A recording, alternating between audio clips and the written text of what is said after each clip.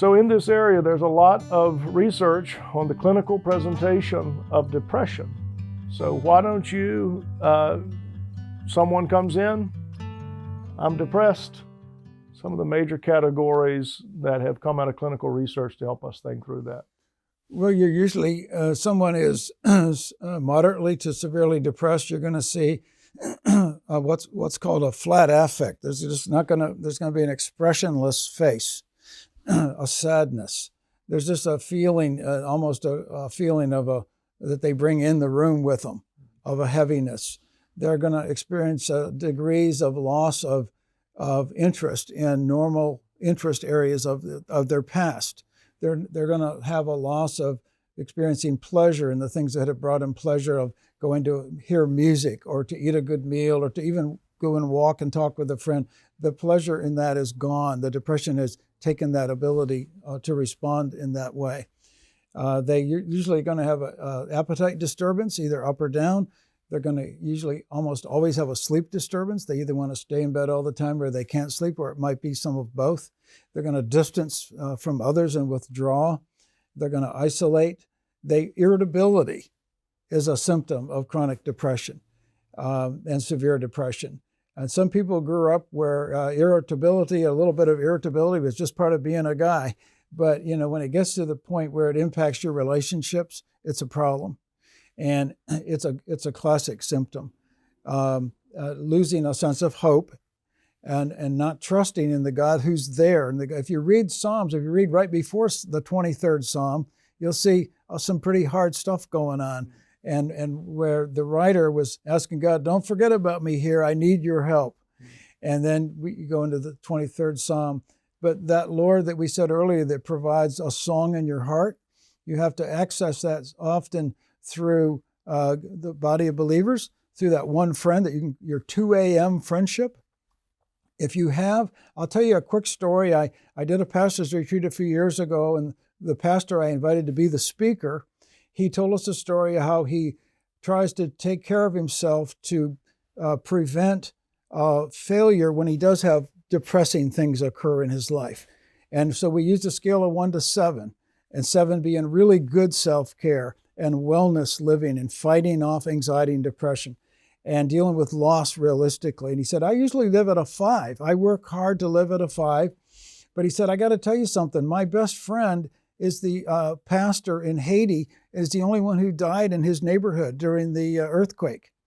And he said, the witch doctor across town is the only one who survived in his neighborhood. And he said, that knocked me back to a 1 or a 2. And it was 2 years ago. But he said, I'm fighting it, and I know I'm going to get back to a 5 because that's where I live.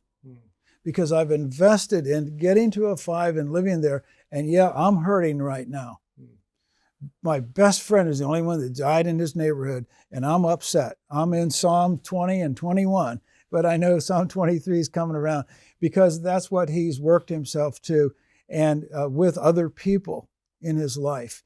And quite frankly, many of the counselors I know and many of the ministry leaders I know haven't learned how to do that hard work of self-care to prevent their own falling out when they have losses.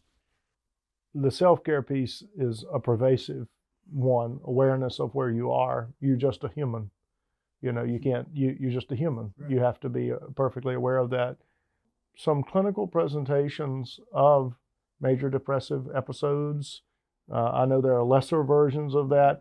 Do you have anything else you want to say about, some of the categories? I mean, I know in the mental health manual there are lesser versions, sure. And there are more intensified versions of depression. One of the lower rung diagnoses is adjustment disorder with depressed mood. And so maybe your neighbor moved away and he was your fishing buddy. And so you have an adjustment to that and you feel low mood, you feel sad about that. And so that's going to go away. That's not supposed to last longer than 6 months. You do things to accept the reality of that. And then dysthymia goes up from that. And dysthymia is that it's not major depression where you're laying in bed with the shades pulled and the lights off, but you have a lower mood than you normally do. and you have some social isolation withdrawal starting to creep in. You do have, as we said, that lack of experiencing pleasure in the normal things that brought you pleasure in the past, that lack of energy, a decrease in energy, some sleep disturbance begins to take place. And then if it goes beyond that, then you get into major depression where you're shut down. And your body shuts down, your mind shuts down, your soul shuts down. People don't see you anymore.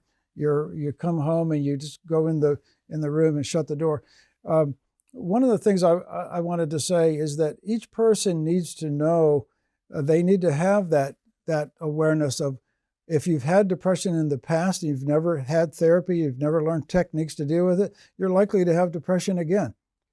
And if you haven't dealt with it successfully and gotten a track record, if you're not living at a 5, you're probably not going to avoid getting back to the 2 and the next time there's a big loss in your life. So I think what the counselor's thinking when you say depression, adjustment disorder, did something happen that upset you?